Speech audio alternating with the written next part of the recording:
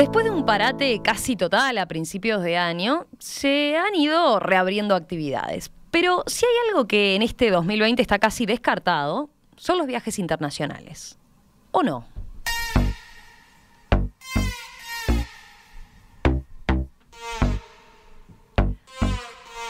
Un viejo conocido aquí del equipo de En Perspectiva, Andrés Gil, que ustedes saben fue ex jefe de producción del programa, hoy CEO de Toc Toc Viajes y director de e-commerce de 5M Travel Group, está justamente de turista en Europa. Les proponemos entonces charlar con él, conocer cómo es esto de viajar en plena pandemia, cómo es, por ejemplo, encontrarse a París, que prácticamente vacía. Estamos en línea justamente con Andrés. Andrés, ¿qué tal? Un gusto saludarte. Buenas tardes para vos. Buenas tardes, buenos días para ustedes. ¿Cómo andan? Muy bien, muy bien. Estás a punto de partir ya, de volver. Pero qué linda experiencia, ¿no? Imagino bien diferente. Lo que capaz que cabe preguntarte es, ¿por qué se te dio por tirarte a esta aventura? ¿Por qué un viaje a Europa en este momento, en momentos de rebrote en Europa? Es un viaje familiar además, ¿no? Sí, la verdad es que es bastante particular. De algún modo lo vivimos como una aventura familiar. Y el por qué, por un lado hay motivos estrictamente personales. Teníamos planificadas vacaciones para fines de julio, agosto. Y como a todos los uruguayos y, bueno, digamos, a todos los ciudadanos del planeta, se les cancelaron sus vacaciones, sus viajes internacionales. Y eso llevó a que llevara ya 14 meses sin vacacionar. Y, por supuesto, los últimos 6 de ellos fueron muy desgastantes para nuestra industria. Y realmente sentí la necesidad vital de oxigenarme un poco, de hacer esto que para nosotros es casi un vicio, bueno, porque nos dedicamos a esta industria. Digamos que mi familia en general, mi esposa es bastante aventurera también y me impulsó mucho a hacerlo, que eso a veces puede ser una barrera familiar, en este caso no lo es. Y por otro lado hay motivos profesionales, digamos. Yo creo que es difícil intentar convencer a la gente de que se puede viajar. Tú hacías la pregunta al principio. Sí. Y de a poco, obviamente, hay ya oferta de aerolíneas volando hacia y desde Uruguay. Es difícil tratar de convencer a alguien sin haberlo vivido de primera mano, sin ver realmente cómo es la experiencia. Definitivamente hay cosas que cambiaron. Yo creo que se está instalando un nuevo sistema, una nueva forma de viajar. Y creo que había que probar cuál es el estado de madurez, llamémosle, de ese sistema que recién se está modelando, que seguro va a ir teniendo cambios, seguro va a ir teniendo flexibilizaciones, pero sin lugar a dudas hay algunas cuestiones que yo creo que están para quedarse. A ver, por ejemplo, ¿a qué hace referencia con eso de que hay un sistema nuevo que se está modelando en materia de turismo? ¿A qué te referís? Por lo menos hasta que se estabilice la situación del COVID a nivel mundial, con la aparición de la vacuna y su distribución a nivel global, yo creo que están cambiando algunos componentes. Por ejemplo, decididamente una menor anticipación de compra, apostar a viajes más flexibles, tener la cabeza un poco más preparada para eso, incluso en viajes de largo aliento, digamos, como puede ser un viaje a Europa. Solo por señalar algún ejemplo que nos pasó a nosotros, pensábamos venir a París y luego ir unos días a Madrid, y finalmente la situación en Madrid se deterioró mucho más rápido de lo que esperábamos y cancelamos la parte de Madrid, volcamos el viaje todo a Francia, anticipamos muy poco la decisión de viajar, compramos, digamos que todo sobre la marcha, reservamos auto la noche antes que lo íbamos a tomar, los hoteles en algunas ciudades la misma noche. Es decir, hay cambios de planes que están un poco supeditados a lo que sucede en materia sanitaria y lo que va sucediendo en los diferentes países. Bueno, se me ocurre un detalle. Uno de los motivos de venir para acá era ir a ver, soy bastante fanático del tenis, ir a ver Roland Garros. Teníamos entradas y nos las cancelaron porque unos días antes redujeron el aforo por la escalada del COVID en París. Y eso nos implicó otros cambios de planes. Ajá. Entonces, digamos, la alta anticipación para este tipo de viajes es un fenómeno que está generado por el exceso de demanda, digamos. Como va a ir mucha gente y la oferta es limitada, hay que comprar con anticipación, hay que reservar. Bueno, ahora, frente a la reducción de la demanda, empiezan a aparecer las oportunidades porque la capacidad instalada está.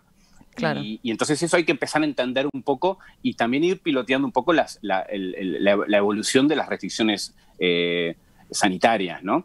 Y lo que yo quería también terminar de ver es si todo lo que consumimos por televisión es tan cierto, o si televisión, medios de prensa, radio, internet, o si no hay un poco de amarillismo. O sea, no hablo en términos epidemiológicos o sanitarios, tema en el cual no me voy a meter porque no es mi métier, más bien en el impacto de cómo termina funcionando una ciudad que está en estado de alerta máxima, como se encuentra en este momento París. Entonces, también ver cómo es la experiencia del vuelo, el ingreso a los países. O sea, en resumen, aprender, yo creo, hacia adelante, administrar un poco las contingencias, los cambios de planes, y yo creo que ahí las agencias tenemos mucho para aprender, tenemos un rol muy importante para jugar. Creo que es una gran oportunidad frente a este escenario en el cual se puede dar un servicio diferente o diferencial, ¿no? Bueno, después capaz que está bueno hablar de eso también, ¿no? Porque imagino esa mayor incertidumbre o esos cambios también implican un cambio en el negocio de las agencias, ¿no? Y sin también duda. capaz que antes lo que el turista o el usuario se volcaba a hacer más por su cuenta, sin buscar intermediarios, ahora ante ese panorama de incertidumbre, bueno, busca más certezas, capaz que haciéndoles las consultas a ustedes. Pero Andrés quería... O sea, sí. no es un comentario objetivo, digamos. Está claro que es parte de nuestro negocio, pero yo creo que mirado con toda la objetividad posible, un poco de asesoramiento, de acompañamiento en el viaje, de ayuda en estos cambios de último momento, creo que vale muchísimo. Andrés, te empiezo preguntando... ya a ver, desde el vuelo, ¿no? ¿Qué tal estuvo el vuelo? ¿Cómo fue la llegada a Europa para ustedes? Lo hicieron ahí a fines de septiembre, ¿verdad? Exacto, salimos el 27 de septiembre, el vuelo impecable, te diría casi sin diferencias respecto de viajes anteriores, salvo, por supuesto, el tema del uso del barbijo a bordo, algunos ajustes en la forma en la que se sirve la comida, cosas bien básicas, digamos, pero no diría que la experiencia cambia de forma significativa. ¿Cómo estaba de gente el vuelo?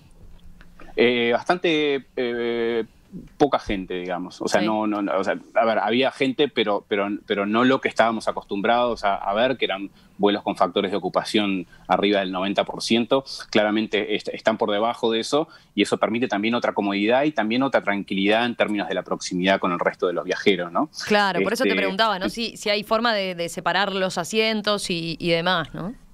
Y bueno, desde que hay espacio en el avión, sí. Supongo que si los aviones viajan llenos, esa posibilidad ya desaparece. Nosotros hicimos escala en Madrid y de Barajas directamente fuimos al aeropuerto de Orly en Francia con el Europa. Ni siquiera tuvimos grandes controles. Una cosa importante es, yo pensé que no teníamos que hacer, en casa de herrero cuchillo de palo, no teníamos que llenar los formularios en Madrid, porque nuestro destino final era Francia, y sí tuvimos que llenar todos los formularios sanitarios en Madrid y también para el ingreso a Francia, pero eso es una declaración jurada que digo, se resuelve sencillamente, y de hecho se le entrega a la azafata. O sea, una vez que uno se baja del avión, todo se parece mucho a cómo era viajar antes, ni siquiera grandes controles sanitarios, de hecho ni nos tomaron la fiebre en ningún lado, solo se lo hizo a los niños. Bueno, aclaro que estoy viajando con mis dos hijos menores, uno tiene 5 y luego la otra tiene casi 2. Entonces, diría que lo poquito que se complica con algún trámite adicional se simplifica por el poco tráfico que hay en los aeropuertos. Los aeropuertos están operando muy por debajo de sus capacidades, entonces todo, digamos, es mucho más fluido y mucho más sencillo.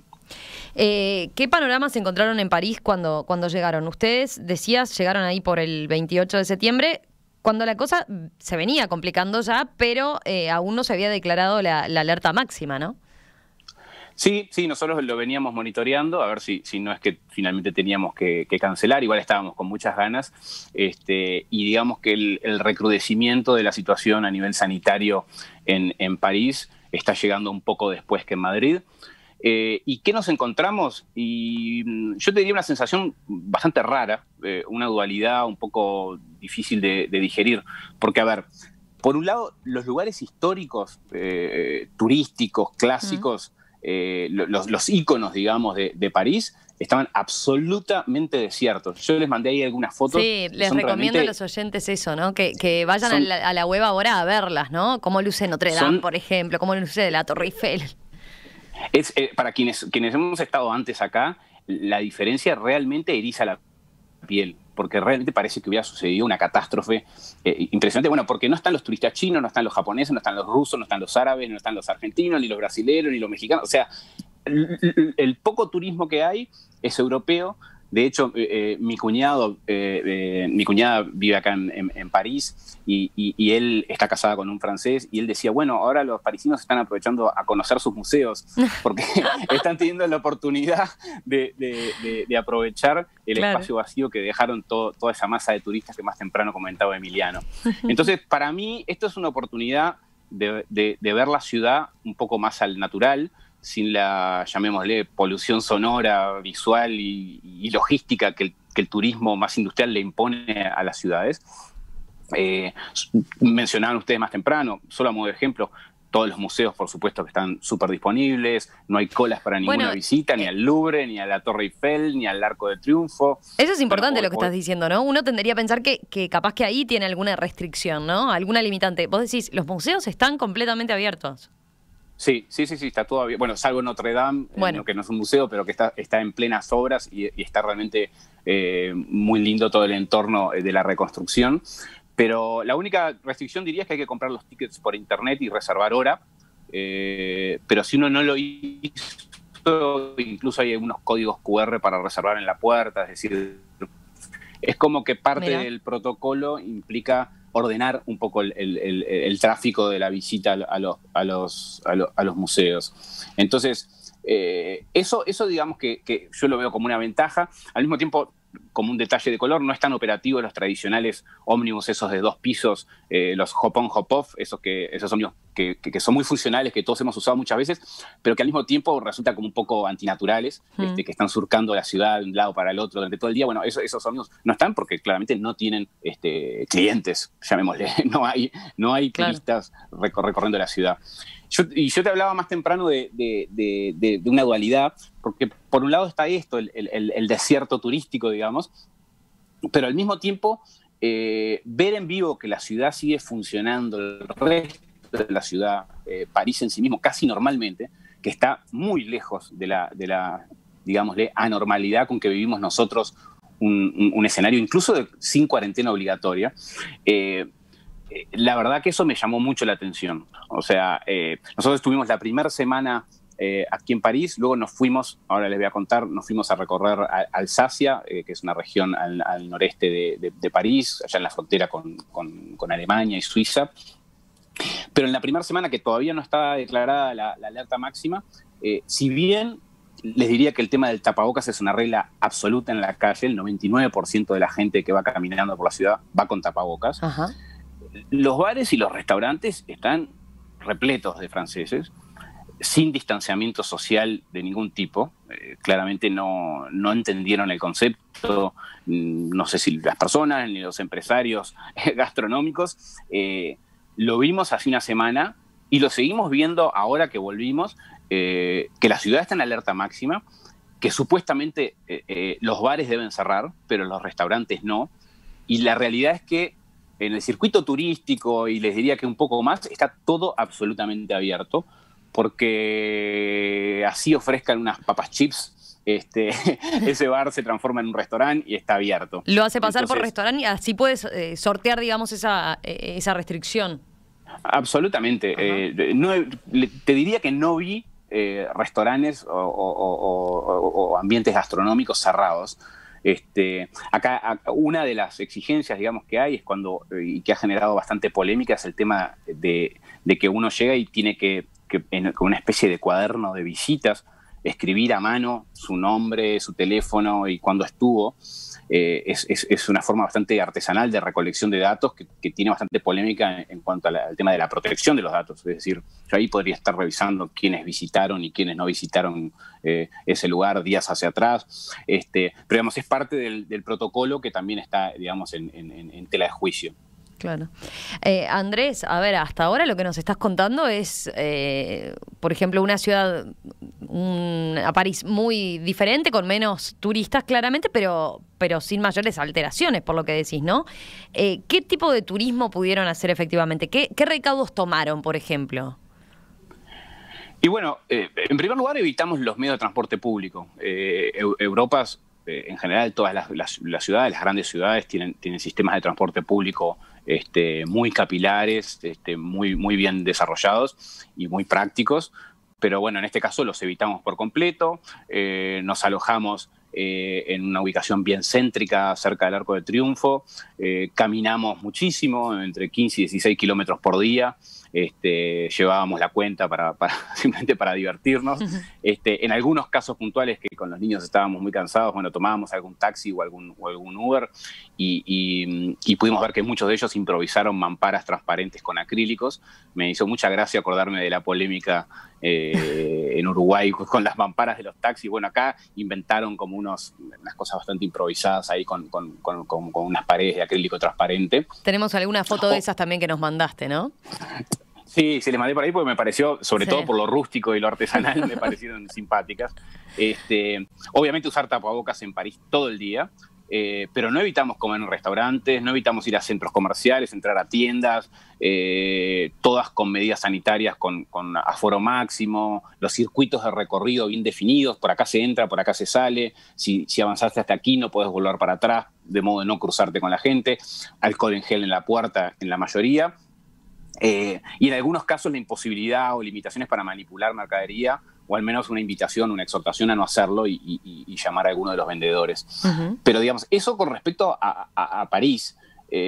Por supuesto, después parte del plan, para también salir un poco de esta lógica tan intensa con el tema sanitario, fue escaparnos de París por unos días y tomamos un auto también, todo con los protocolos para la entrega, bastante bien organizado, y nos fuimos una semana a recorrer el interior de Francia, concretamente, como les decía, a la región de Alsacia, que está a unos 500 kilómetros al noreste de Francia, ahí en la frontera con Alemania y Suiza.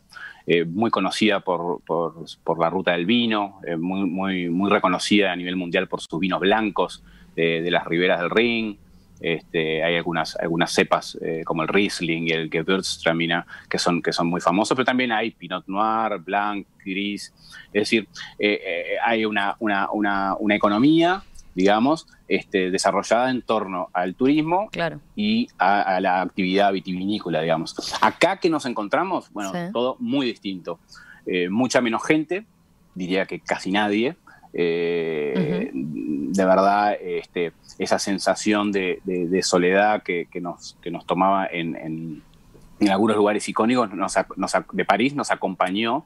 Entonces pudimos recorrer estos pueblos casi que en soledad. ¿No hay tampoco, no percibieron turismo interno? ¿No se está dando? Hay poco, más concentrado en los fines de semana. Pudimos hablar con bastantes, porque la verdad la gente que tiene sus locales, que tiene sus tiendas, está muy abierta a conversar, a compartir. Les llama mucho la atención que aparezcamos por ahí, que no hablemos francés. Entonces enseguida nos preguntan de dónde venimos. Cuando le decimos que venimos de Uruguay, abren los ojos y dicen, pero ¿cómo es posible esto? Pero ¿ustedes viven en Europa? No, venimos desde Uruguay. De hecho, en uno de los pueblos que recorrimos, ahí en Alsacia, que se llama Rickebier, estuvimos charlando con el dueño de un largo rato, con el dueño de una crepería, y también vendía artículos, souvenirs, digamos, locales, y fue muy gracioso porque él nos decía, y se miraba con la hermana con la que trabajaba ahí, decía, ustedes son los primeros turistas no europeos que vemos por acá desde marzo. Mira. Dice, vimos unos estadounidenses, pero les preguntábamos justo y venían desde Alemania porque viven ahí, pero la realidad es que el nivel de devastación de esa economía también es muy grande. Es algo parecido a lo que sucede en Uruguay. Ellos atravesaron su temporada alta de julio-agosto en plena pandemia, y nos decían, la actividad en esos meses estuvo en un 70% abajo del año pasado, pero en estos meses que vinieron después está un 90% abajo del año pasado. Entonces, la realidad es que nos encontramos con una situación sanitaria mucho más controlada, mucha menos psicosis, llamémosle, un ambiente bastante más descomprimido, menos uso de mascarilla facial en la calle, digamos, prácticamente muy poco, sí en los ambientes cerrados obligatorio, pero en la calle no. Mencionanos los pueblitos esos, Andrés, porque estamos viendo las fotos y no sé si están siguiendo la transmisión en la web. son espectaculares, ¿no? Hay alguno que tiene pinta de pueblito alemán. Imagino que por la proximidad, así como decías, ¿no? Es Francia, pero viene en la frontera entonces entre Alemania y Suiza. Pero Sí, son preciosas las fotos, realmente. Sí, nosotros hicimos base en Colmar. Y desde ahí recorrimos una cantidad de pueblos que de verdad es como un viaje en el tiempo. Todos pueblos con vestigios de arquitectura medieval y renacentista, calles empedradas, a cuál más lindo, todos parecen sacados de un cuento, flores por todos lados. Algunos de ellos de hecho se disputan la referencia, de haber sido la referencia de los estudios Disney para diseñar el pueblo de La Bella y la Bestia. Creo que finalmente el que mencionaba más temprano, Riquewihr, fue el que se llevó esta pulseada, digamos. Pero sí, los pueblos son Egisheim, Riquewihr, Bar, Kaiserberg, Bergheim. Como ven, la mayoría de los nombres tienen ascendencia alemana. Tenemos que recordar que la zona de Alsacia jugó un rol muy importante a nivel histórico y fue, digamos, se las fueron tomando entre franceses y alemanes y todos recordamos los libros de historia con los territorios de Alsacia y Lorena siendo protagonistas del inicio de la Primera Guerra Mundial. Bueno, esa mezcla cultural franco-alemana se manifiesta de forma muy intensa en toda esta zona. Entonces, la realidad es que es un espectáculo los pueblos porque, bueno, tienen esa mezcla de cultura y además unas construcciones y un aporte arquitectónico espectacular. No sé si los que estarán viendo las fotos, espero que les den ganas de seguro quedan visitarlos. súper enganchados. Andrés, te iba a preguntar, en lo que tiene que ver con alojamientos, dijiste al pasar alguna cosa de algún hotel, pero ahí los protocolos básicamente los mismos, ¿se encontraron con muchos hoteles cerrados, por ejemplo? En París vi unos cuantos hoteles cerrados. Después, en esta zona de Alsacia no me animo a decirte porque no es tan fácil identificarlos porque son obviamente hoteles mucho más chicos, no se pueden detectar, digamos, a simple vista. Sí, en general, por ejemplo, de camino a Alsacia frenamos en Troyes, que es una ciudad que está a unos 160 kilómetros de París, y nos alojamos ahí, y ahí los protocolos fueron muy estrictos en términos sanitarios, muy estrictos, hasta el uso del ascensor estaba reglamentado. Te diría que sí, que en términos generales en la hotelería está como más estructurado el tema de los controles sanitarios. Uh-huh. En materia de precios, ¿qué viste? ¿Que hay muchas ofertas o por el contrario, o está caro? No, a ver, en general Francia no es un país barato, dentro de la oferta europea no es de los países más baratos. Te diría que para nosotros, incluso viniendo de Montevideo, que nos quejamos de que es caro, los precios están como en Montevideo o quizás un poquitito más. Uh-huh.